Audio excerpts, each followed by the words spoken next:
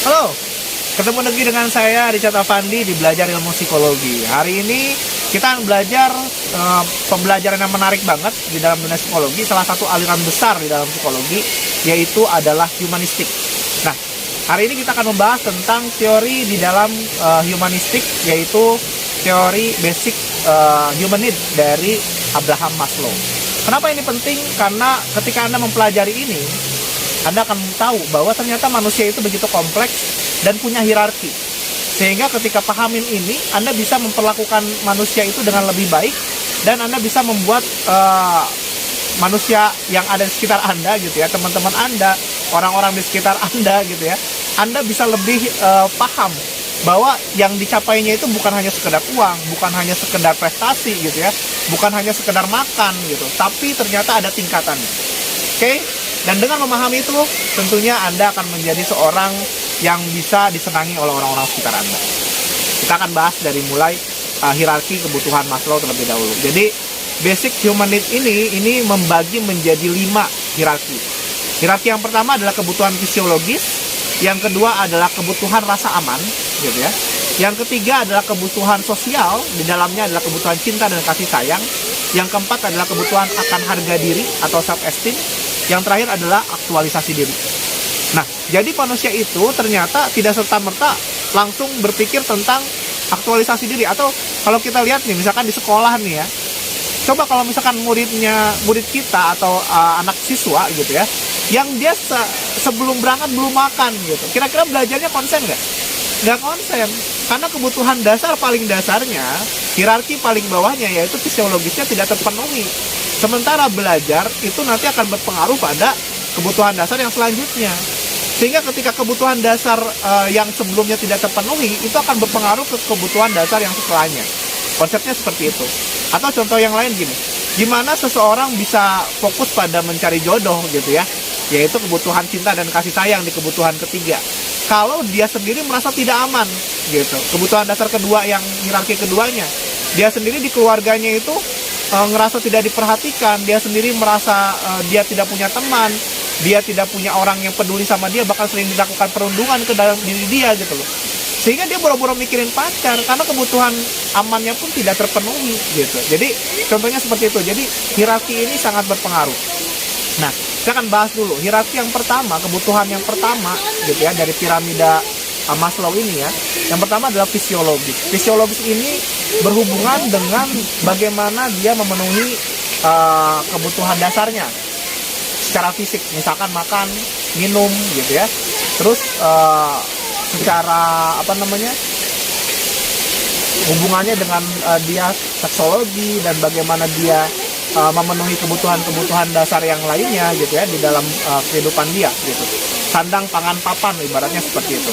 Nah, ketika itu sudah terpenuhi gitu, dia akan bisa fokus masuk ke kebutuhan dasar yang selanjutnya, yaitu kebutuhan dasar mengenai security atau keamanan gitu ya, keamanan. Nah, keamanan ini berhubungan dengan bagaimana dia merasa nyaman, bagaimana dia merasa aman berada di dalam lingkungan dia, berada di dalam tempat hidup dia gitu ya.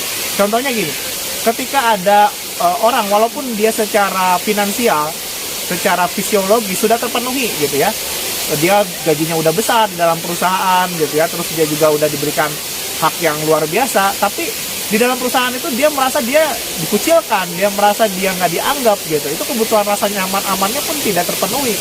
Akhirnya dia boro-boro dia fokus untuk kebutuhan dasar selanjutnya, boro-boro dia fokus pada peningkatan jabatan. Itu kan masuk ke aktualisasi diri dan penghargaan nanti. Itu nggak akan fokus, karena apa? Karena dia sendiri udah nggak nyaman. Makanya banyak orang-orang yang walaupun sudah terpenuhi fisiologisnya, tapi dia akhirnya malah berhenti dari perusahaan-perusahaan yang besar itu gitu. Nah, itu contoh dari kebutuhan dasar yang kedua tentang rasa aman. Nah, selanjutnya kebutuhan dasar yang ketiga ini juga sangat penting, yaitu adalah cinta dan kasih sayang. Ini anugerah dari Tuhan. Manusia diberikan cinta dan kasih sayang. Ini akan terpenuhi apabila kebutuhan dasar pertama dan kedua itu sudah terpenuhi gitu ya. Kebutuhan dasar fisiologis, kebutuhan dasar rasa aman sudah terpenuhi, maka dia akan bisa mengekspresikan dirinya dengan baik ke lingkungan sekitarnya, dan dia bisa memenuhi cinta dan kasih sayangnya. Dia bisa berinteraksi dengan baik, bisa bersosialisasi dengan baik, karena dia merasa aman. karena dia pun sudah terpenuhi secara fisiologis gitu. Nah, kalau misalkan itu tidak terpenuhi, ini akan mengganggu di dalam sosialnya dia. Kalau dia nggak punya uang pada saat dia bersosialisasi, maka dia akan cenderung mengambil keuntungan dari itu atau justru mencuri dari orang lain yang akan mengganggu justru di kebutuhan dasar yang ketiga ini, di self and belonging dan cinta dan kasih sayang ini gitu. Nah, apabila ini sudah terpenuhi, misalkan dia kebutuhan dasar pertama, kedua, dan ketiga dia bisa bersosialisasi dengan baik, dia bisa memberikan cinta kasihnya dengan sempurna, dengan enak gitu, dengan nyaman gitu. Dia akan masuk ke kebutuhan dasar selanjutnya, yaitu harga diri. Nah, di sini adalah prestis yang dicari. Jadi dimulai dari jabatan, status, bagaimana dia menjadi seorang yang dianggap gitu ya. Itu akan bisa dia capai apabila dia sudah fokus tiga kebutuhan dasar sebelumnya sudah dia penuhi. Nah, dia sudah punya kasih sayang, dia sudah punya kebutuhan fisiologis sudah terpenuhi, security-nya juga sudah terpenuhi. Jadi dia akan merasa dia nyaman untuk mengembangkan dirinya, untuk meningkatkan jabatannya, meraih impiannya dia gitu ya, meraih potensi dia yang sesuai dengan apa yang dia inginkan gitu. Nah, yang akan dia butuhkan itu adalah prestis tadi gitu. Bagaimana dia bisa dianggap, bagaimana dia bisa menunjukkan harga dirinya. Nah, ketika dia sudah bisa menunjukkan harga dirinya, yang terakhir adalah dia bisa mengeluarkan potensi terbesarnya, yaitu kita masuk ke kebutuhan dasar yang terakhir paling atas, yaitu adalah eksistensialisme gitu ya. Bagaimana dia bisa eksis, bagaimana dia tidak memikirkan lagi uang dan lain-lain, sehingga dia bisa totalitas. Misalkan kalau misalkan dia seorang pemain bola gitu ya, dia pengen bermain bola, dia nggak mikirin lagi main bola dapat uang atau enggak, karena sudah terpenuhi gitu. Tapi dia lebih fokus ke bagaimana mengembangkan hobi dia sebagai pemain bola. Ustadz, bagaimana dia memberikan ceramah ke banyak orang, berbagi gitu ya, tanpa dia harus berpikir tentang jabatan, tanpa dia berpikir tentang kebutuhan dasar yang sebelumnya. Nah, itu sudah masuk ke kebutuhan dasar eksistensialisme. Nah, di situ adalah tujuan hidup manusia. Nah, harapan saya semoga teman-teman dengan memahami ini, teman-teman paham bahwa jika ada siswa Anda bermasalah atau orang di sekitar Anda bermasalah, bisa jadi Anda cek tuh, jangan-jangan di kebutuhan dasar fisiologisnya bermasalah. Dia dalam berinteraksi sosial dengan orang-orang sekitar tidak mau banyak berinteraksi. Kenapa? Bisa jadi dia fisiologisnya bermasalah, bisa jadi kebutuhan rasa amannya bermasalah.